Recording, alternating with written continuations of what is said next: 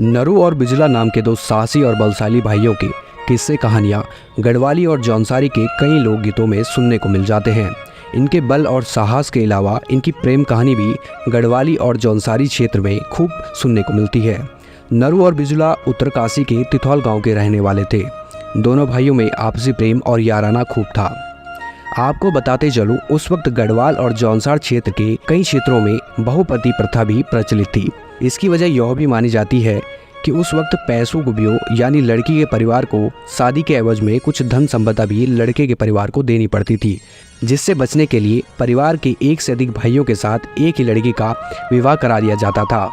नरु और बिजला वैसे तो अपनी वीरता के लिए पूरी गंगा घाटी में चर्चित थे, लेकिन उनको भी विवाह के लिए बिना दहेज दिए लड़की नहीं मिल पा रही थी। फिर एक बार माघ के महीने में दोनों भाई बाड़ाहाट के कौथिक यानी बाड़ाहाट के मेले जाते हैं। बाड़ाहाट के मेले में उस वक्त गंगा घाटी और यमुना घाटी दोनों जगहों से लोग आते थे। मेले में दोनों भाइयों की घूमते घूमते नज़र एक सुंदर युवती पे पड़ती है और वहीं टिक कर रह गई। दोनों ही मन में ठान लेते हैं कि इस युवती को अपनी ब्योली बनाएंगे। पूछने पर पता चलता है कि युवती यमुना घाटी की रवाई क्षेत्र के ढक्याट गाँव की रहने वाली है। उस वक्त गंगा घाटी और यमुना घाटी के लोगों के बीच रोटी बेटी के संबंध नहीं हुआ करते थे और बात बात पर एक दूसरे से लड़ाई झगड़े होते रहते थे। यह सब जानने के बाद भी दोनों भाई उस युवती से विवाह का प्रस्ताव रखते हैं और युवती भी दोनों भाइयों के प्रस्ताव पर मोहित हो जाती है। लेकिन समस्या यह थी कि युवती का रिश्ता पहले तय हो चुका था और उसके पिता ने दहेज का कुछ हिस्सा भी मांग लिया था, लेकिन युवती को यह रिश्ता मंजूर न था।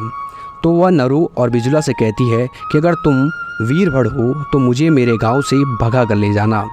अब दोनों भाई योजना बनाते हैं और अनाज का बक्सा यानी कुठार लेकर ढक्याट गांव पहुंच जाते हैं।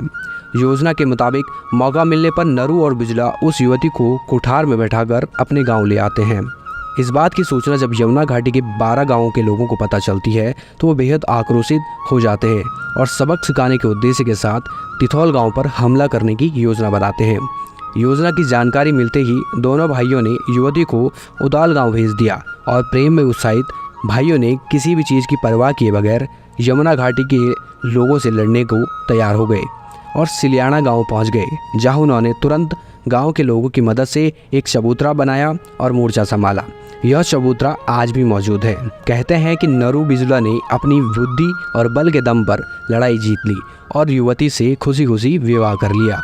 इसी के साथ ही गंगा और यमुना घाटी के बीच की वर्षों की दुश्मनी भी खत्म हो जाती है और रोटी बेटी का रिश्ता शुरू हो जाता है।